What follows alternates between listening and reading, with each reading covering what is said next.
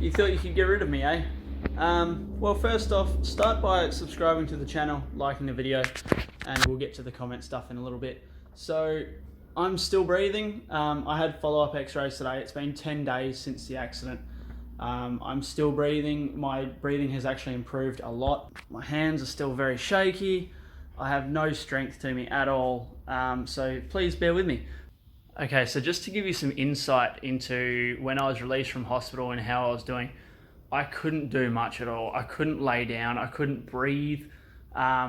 Everything was a chore. I couldn't move. Everything was so stiff and swollen that it was like stabbing pains every time I moved or did literally anything. The first couple of nights home, I actually had to sleep on the couch because I couldn't physically lay down in bed without not being able to breathe.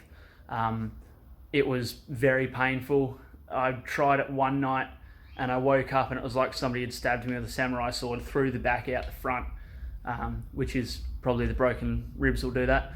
And when I was in hospital, I was on oxygen, which obviously it didn't breathe for me, but it helped me breathe. The oxygen concentration in the atmosphere is actually quite low. You would be surprised.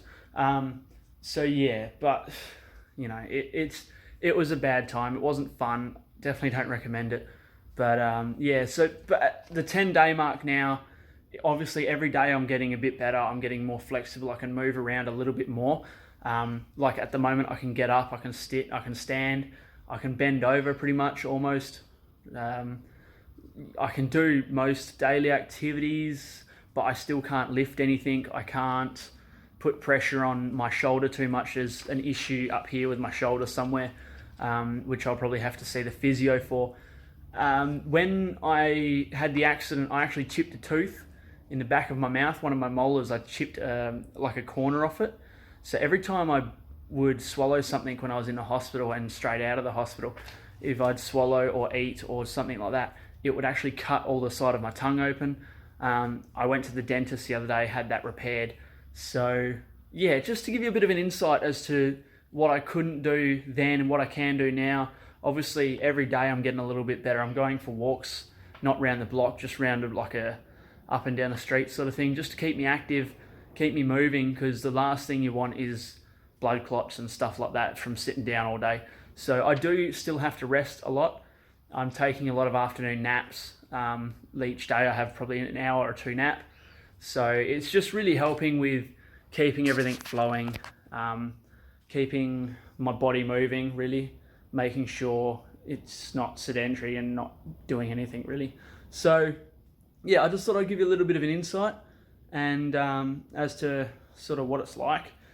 Also, just to note that because I can't lift and move, so I can't put weight on things and I can't really physically work on cars, I will be trying to do a lot more logistic stuff and try and bring you guys along for what I can.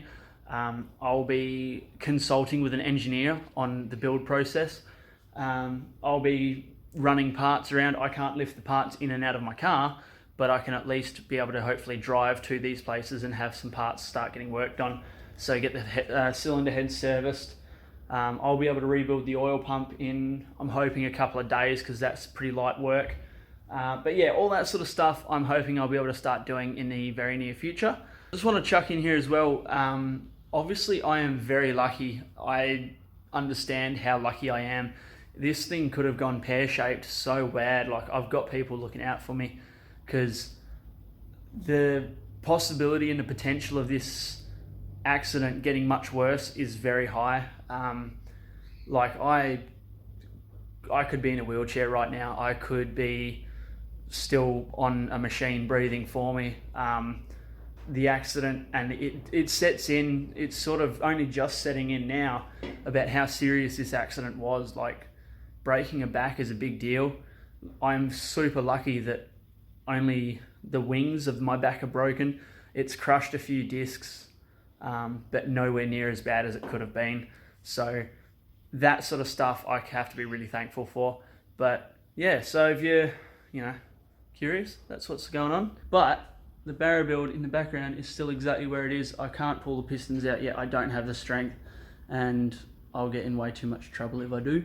So, yeah, I've got a dilemma for you all. So, whoever watched the Project NP build series or the fix and flip, if you haven't seen that, jump over and watch it. It might be a little bit boring, but there's a teaser at the end of it. Now, the teaser is this thing.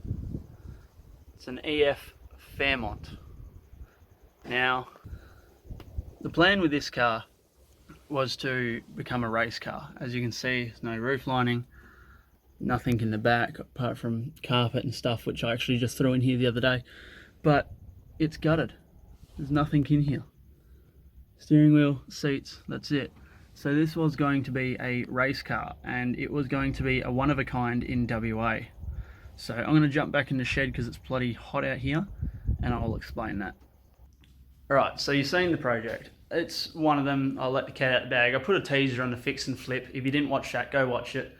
But pretty much that's going to be, or I'm hoping it's going to be, a Carnicross car. If you don't know what Carnicross is, have a quick Google. It's awesome stuff. I was planning to race that in Carnicross, and it was going to be one of the first vehicles of its kind in racing Carnicross in WA, at least that I know of, maybe even Australia. It was a big project. I'm probably in over my head with what I want to do with it, which hopefully will still happen. But if you think I should go ahead with that project, if you want to see some really cool things happen to that car, I'm not talking turbo or engine wise. Engine and gearbox is going to stay exactly stock. I'm going to weld the diff up, but I had some wicked plans for that thing. If you want to see it go ahead, comment down below. Make sure you let me know that you want to see it, because I'm struggling for motivation. I'm struggling for time, but if enough people are interested and it gets enough, I suppose, attraction to the channel, I'm happy to go ahead with it. Otherwise, I've got a few other projects to do. So if that's something you want to see, make sure you let me know in the comments. But other than that, back to me. Yeah, I'm doing well. My lungs recovered. Still pretty sore. I've finished all my painkillers at the moment, or I haven't finished them, but I'm off them. I'm hoping to get through the rest of my recovery without them. I've also stopped all my anti-inflammatories, stuff like that. So I'm off all medication at the moment, and I'm hoping that's going to help with my recovery. So it means I might be a little bit sore, but that's all right. I still can't push myself. I still can't pull the bloody pistons out of the barra. But I am getting into things very, very slowly again. So bear with me. But anyways, I just thought I'd put the question out there. I'd give you a 10-day update on the channel. And we'll have another update probably in another 10 days or so, maybe 14 days depending. But stay tuned.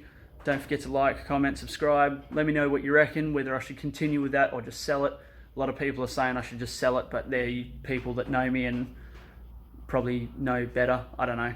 Anyways, let me know what you reckon, and we'll see you in the next video. Thank you very much for supporting the channel so far, and we'll see you all in the next update. Cheers. See you later.